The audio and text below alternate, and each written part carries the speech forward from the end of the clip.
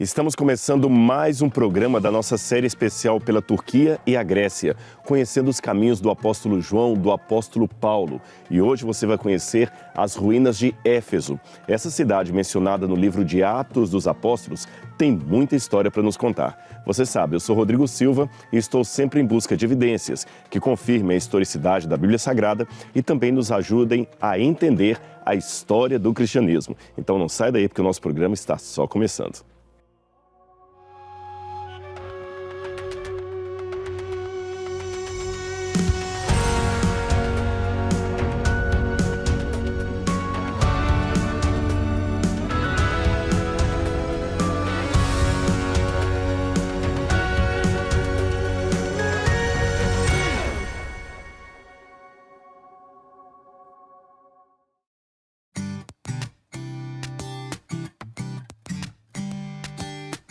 Pessoal, hoje eu queria compartilhar um pouco da rotina pós-gravação. Nós gravamos 3 programas hoje, aí nós chegamos em Efésios, enfim.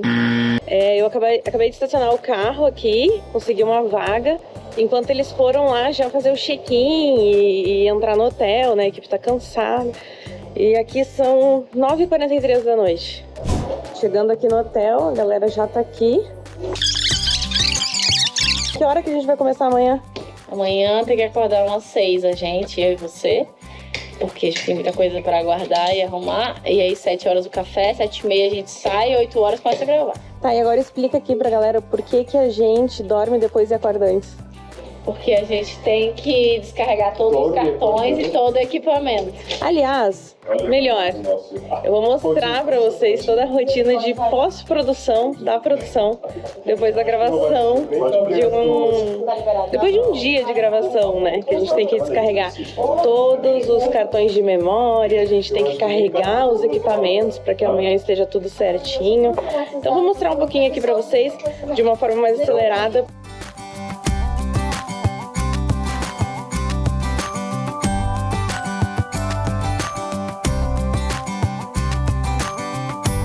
Isso aí, galera, todo mundo animado? Yeah!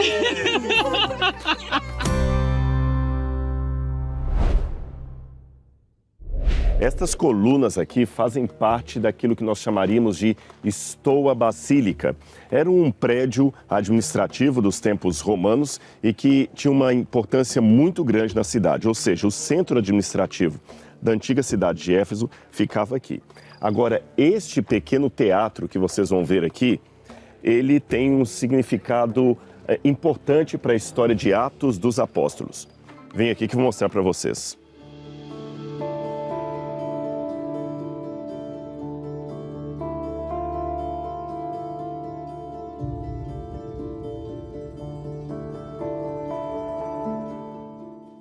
Uma coisa que é triste é turista, que às vezes não tem muita ética e deixa lixo para todo lugar.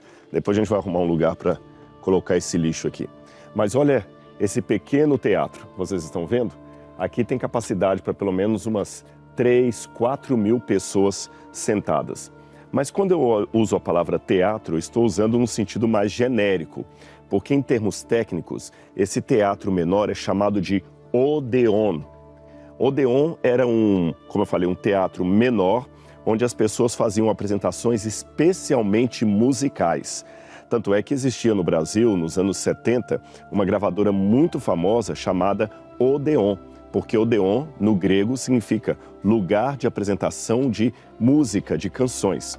Mas não apenas isso. Muitas vezes, lugares como este, o Odeon, eram alugados para que alguém pudesse dar um curso, uma classe. Lembra? Esta é uma cidade grega e os gregos gostavam muito das aulas de filosofia, especialmente depois do movimento dos sofistas. Os sofistas foram uma escola de pensamento grego, Sócrates fez parte dessa escola e os sofistas se tornaram os primeiros professores de filosofia remunerados. E muitas vezes, odeons como este eram alugados por professores que queriam dar aulas para os seus alunos. Aí é interessante porque no livro de Atos dos Apóstolos, eu vou ler a passagem depois para vocês, diz que Paulo, quando veio para a cidade de Éfeso, ele ensinava na escola de Tirano. Então, alguns especialistas trabalham com a hipótese de que a escola de Tirano poderia ser justamente esse Odeon que o apóstolo Paulo havia alugado para ensinar as suas classes de filosofia, que na verdade era uma forma que ele tinha de evangelizar os cidadãos que viviam nessa localidade. Ou seja, ele queria pregar para a comunidade pagã. Então ele começava na sinagoga, pregava na sinagoga, porque eram os mais próximos culturalmente dele. Quando os judeus o rejeitavam, ele saía da sinagoga e ia para um lugar mais neutro, mais gentílico. E foi isso que ele fez também aqui em Éfeso. Ele começou na sinagoga, depois saiu e começou a dar cursos sobre Jesus na escola de Tirano. Então, existe uma possibilidade de que o apóstolo Paulo possa ter estado e ensinado nesse lugar aqui onde eu estou nesse momento.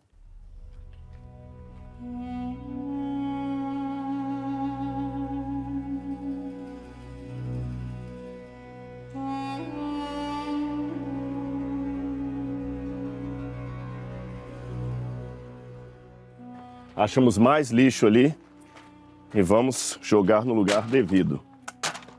É uma questão até de consciência e ética. Quando você visita um parque como esse, com tantas antiguidades, por que que nós devemos deixar lixo em todos os lugares? Não faz sentido.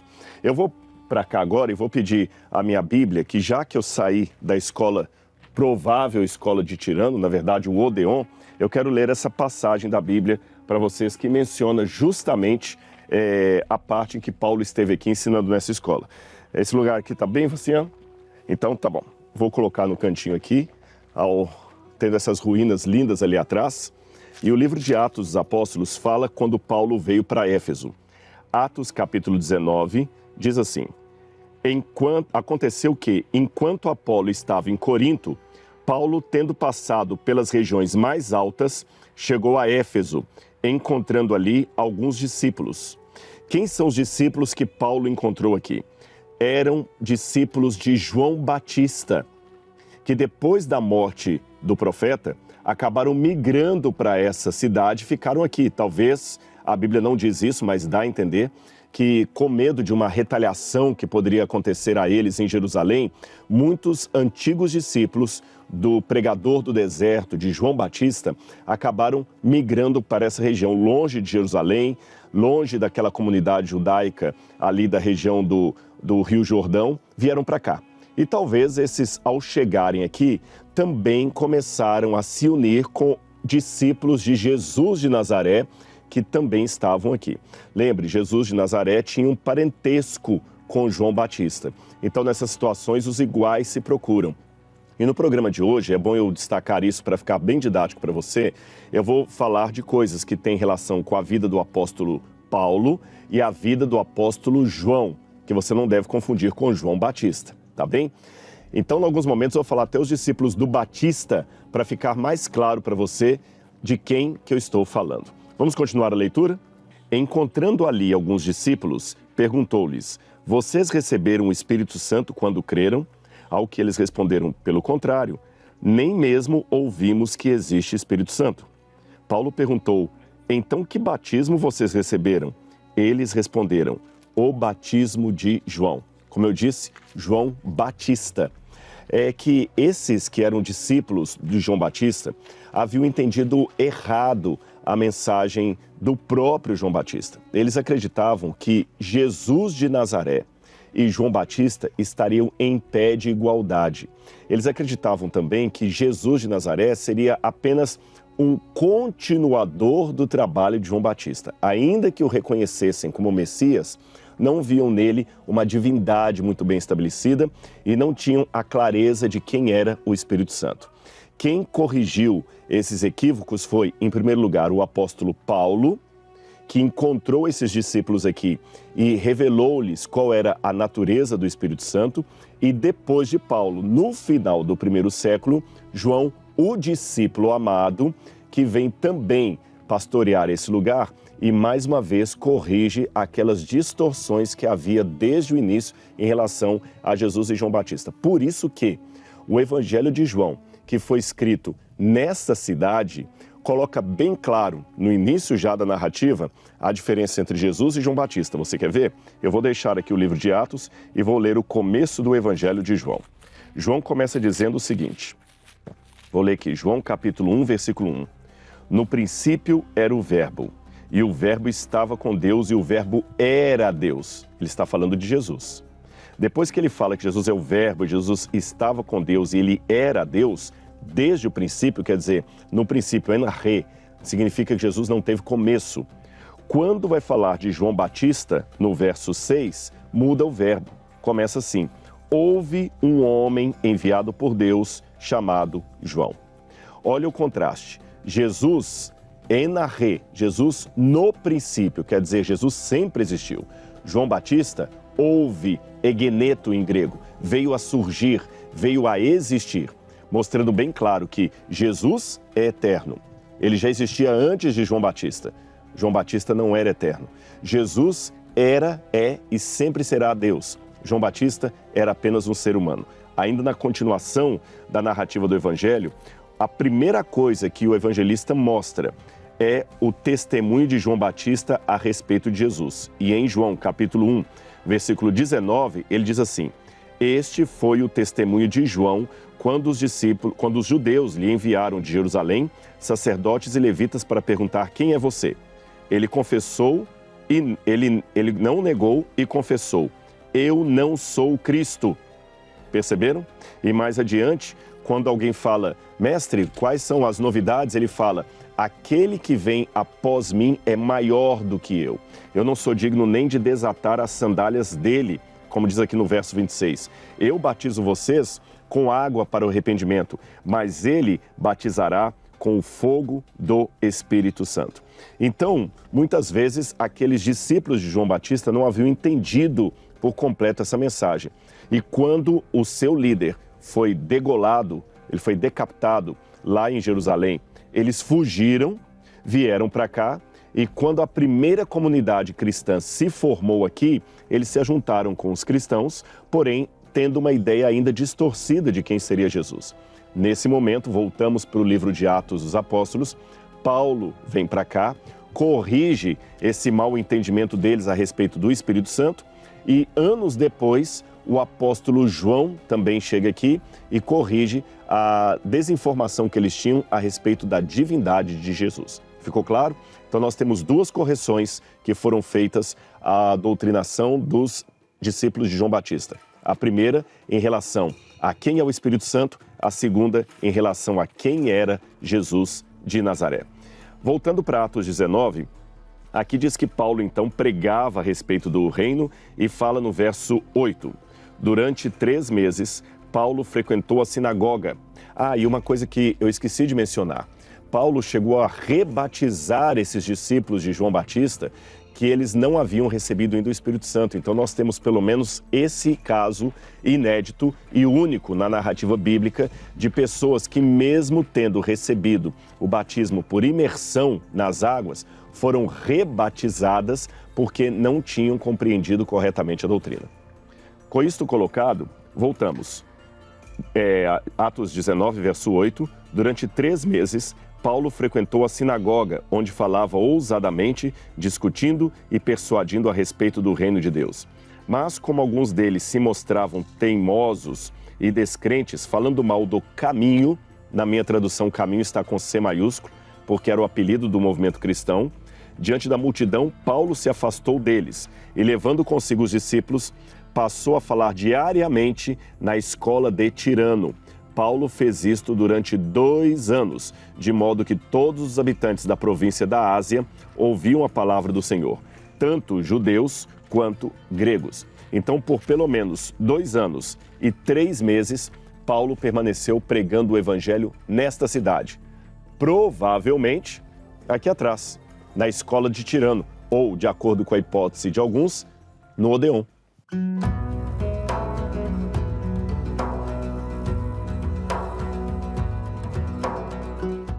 Embora o templo da grande deusa Ártemis, que era a deusa padroeira de Éfeso, o templo não ficava aqui onde nós estamos, foi encontrada nessa localidade aqui, perto do Odeon, uma enorme estátua de Diana, muito bem preservada, que hoje está no museu local da cidade. E essa estátua de Diana, ela é essencial para entendermos um conflito que o apóstolo João enfrentou nessa cidade. Como eu falei ali atrás, eu vou dar informações que vão mesclar a vida de Paulo e de João. E talvez para ficar didático, para você entender uma linha do tempo, vamos colocar assim. João era o discípulo amado que seguiu a Jesus e fazia parte dos 12 apóstolos. João era aquele que, quando Jesus morreu crucificado, foi o único dos 12 que teve coragem de permanecer junto à cruz ao lado de Jesus. João também foi aquele que Jesus, na cruz do Calvário, olhou e falou: filho, eis aí tua mãe, mulher, mãe, eis aí o teu filho. Que significava que ele pediu o discípulo amado João para cuidar de sua mãe Maria. E a tradição diz que João trouxe Maria para Éfeso e que tanto o apóstolo João como Maria viveram aqui. Aí nós já temos agora uma questão de tradição. Existe aqui em Éfeso uma casa que as pessoas chamam de Casa de Maria e muitas pessoas peregrinam lá, fazem sua oração e eu respeito a crença religiosa de todos. Mas do ponto de vista arqueológico, eu não posso validar essa Casa de Maria que é mostrada aqui como sendo a real Casa da Virgem Maria. Essa casa aqui é uma casa recente, não tem nem resquício de ser uma casa antiga. Ademais, uma outra versão da Casa de Maria está em Loreto, na Itália. E aí as pessoas dizem até que o anjo Gabriel tirou a verdadeira casa daqui e levou para lá. Então isso aí já faz parte da piedade popular, da tradição, mas não é histórico. Também não é histórico o sítio que mostra o túmulo do apóstolo João aqui em Éfeso. São lugares de cunho religioso, de turismo religioso, mas do ponto de vista arqueológico eu não posso afirmar nenhum nem outro. Agora, a possibilidade histórica de que, de fato, João tenha vindo para Éfeso, morado aqui, morrido aqui e que a Virgem Maria tenha sido trazida para esse lugar, faz sentido.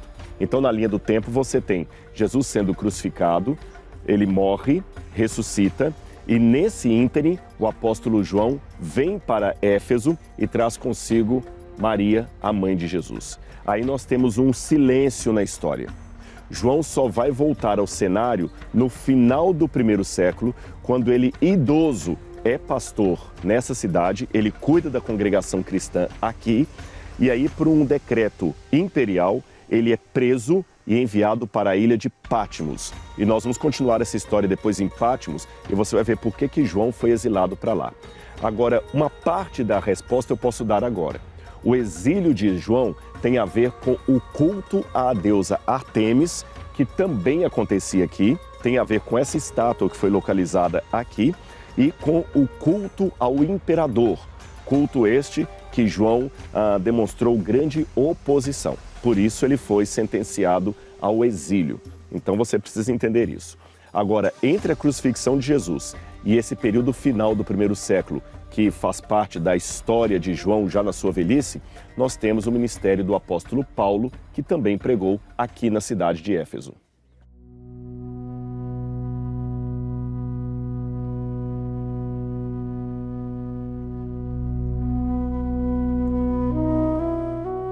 Agora eu quero mostrar para você um pouco da dinâmica legal que culminou no aprisionamento e no exílio do apóstolo João para a ilha de Patmos. Vamos ao final do primeiro século depois de Cristo. Estamos perto do ano 90. O imperador de Roma nessa ocasião era Domiciano. E ele era um dos terríveis líderes do Império Romano. Aliás, Roma teve exemplos muito ruins de pessoas que assumiram o poder com um comportamento completamente sociopático. Por exemplo, Calígula, Nero, eram homens completamente dementes. Mas o Domiciano não ficava para trás. E Domiciano ainda tinha algo a mais que os seus antecessores. Ele queria ser adorado como um deus. E você pode dizer, mas Rodrigo, todo imperador queria ser adorado como um deus, tanto é que o culto ao imperador existia desde a época de Augusto César. É verdade. Mas há uma diferença aqui. Eu vou explicar para você. Quando Júlio César morreu, que ele foi assassinado, a rigor, Júlio César não teria sido o primeiro imperador de Roma. Quem foi o primeiro imperador de Roma foi Augusto César, seu sobrinho ou filho adotivo. Então, quando Augusto César assumiu o trono de Roma, apareceu um cometa no céu. E muitos que eram partidários de Júlio César entenderam que aquele cometa era um sinal divino de que Júlio César havia sido transformado num deus. A partir de então, o nome César passou a ser um título de todos os imperadores que viriam a partir de Augusto. Então você tem Augusto César, Tibério César, Cláudio César, Calígula César, Nero César, vários Césares. Tanto é que tem uma obra famosa de Suetônio chamada Os 12 Césares. Pois bem, nessa época, o imperador em vida não era adorado como um deus. Não. A única coisa que os cidadãos romanos ou aqueles que viviam sob a tutela do Império Romano eram obrigados a fazer era acender um incenso pedindo aos deuses proteção à vida do imperador. O imperador só se tornaria divino e, portanto, digno de ser cultuado após a sua morte. Então vamos resumir para ficar bem claro. Por exemplo, Tibério César, ele só foi adorado como um deus depois que ele morreu. Cláudio César só foi adorado como um deus depois que ele morreu. O próprio Nero só foi adorado como um deus depois que ele morreu. Em vida, a única coisa que o imperador recebia era oração e oferta de incenso aos deuses, pedindo proteção pela vida do imperador. Apenas isso. Quando chegamos no final do primeiro século, na época de Domiciano, ele falou, não, espera aí, eu não quero esperar morrer para ser transformado num Deus. Eu quero ser adorado como Deus enquanto eu ainda estou vivo. E assim ele começou a fazer toda a costura política entre os magistrados, entre os senadores, entre os representantes de toda a corte romana, para que ele pudesse conquistar o seu intento. E você sabe, quando um político tem uma ideia, ele começa a costurar alianças políticas, até com partidos rivais. E assim ele fez. E começou, conversa com um, conversa com o outro, foi fazendo toda aquela aliança política, toda aquela artimanha, aquela politicagem, no mau sentido da palavra.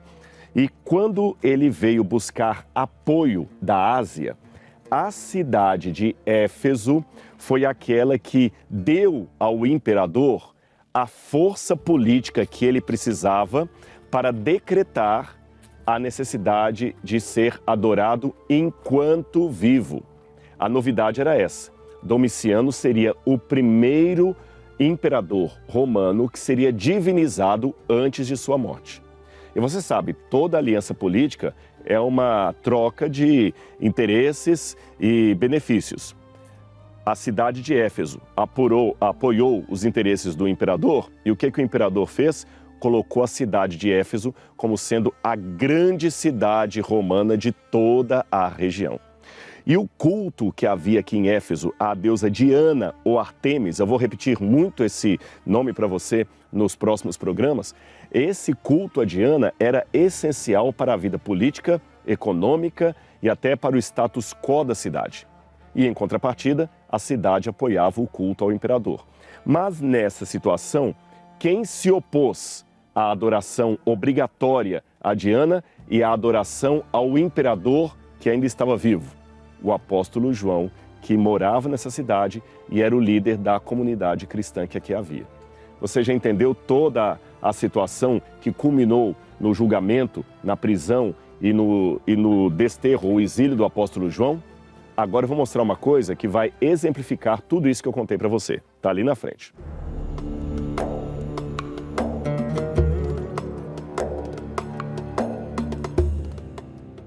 Bem aqui, em frente de onde eu estou, vou mostrar para vocês daqui a pouquinho, estão as ruínas do templo do imperador Domiciano.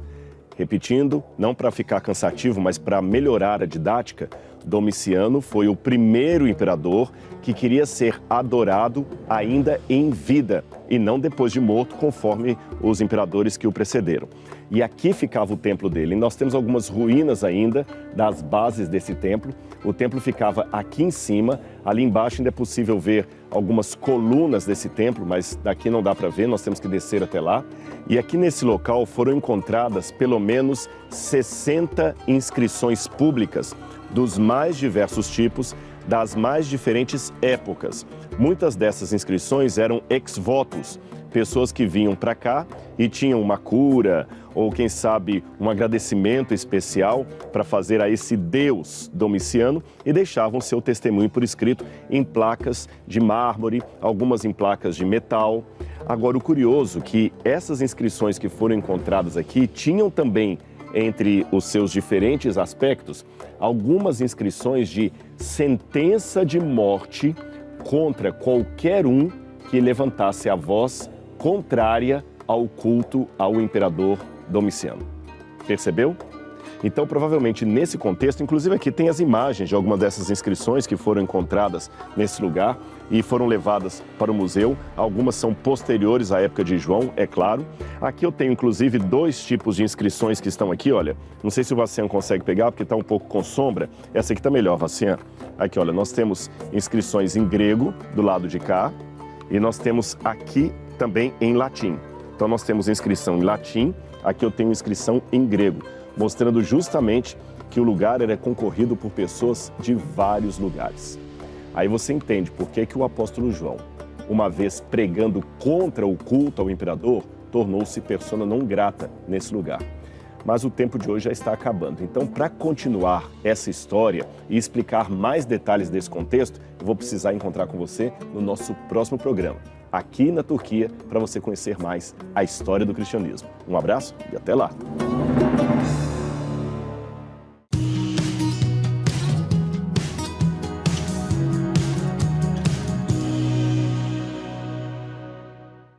Oi pessoal, hoje nós estamos num lugar muito especial. Estamos numa vilazinha e o nome dela é Şirince. Ai, Letícia, me ajuda. Şirince. Agora estamos pronunciando certo. E aqui é uma vilazinha que só mora 700 habitantes, gente, só tem 700 habitantes. É uma vila muito fofinha e fica a mais ou menos 10 quilômetros de Éfeso, do sítio arqueológico. Então, enquanto o Rodrigo tá lá fazendo o episódio sobre Éfeso, eu vim aqui conhecer essa vila com minhas amigas e que linda essa vila, vale a pena a visita. E nessa parte que a gente está aqui é porque tem uma igreja, porque antigamente, no século passado, os gregos que viviam aqui. E aí, com a queda do Império Otomano, os muçulmanos que dominaram essa vila. E aqui tem até uma santa que está atrás de mim, eles jogam moedinhas aqui, pedindo sorte, enfim. E é realmente uma vila bem turística, com um ambiente muito gostoso, tem vários restaurantes, lojinhas, vale a pena a visita. Enquanto eu vou, você vai vendo essas paisagens lindas aí, eu vou andando por aqui, tá bom? Até mais!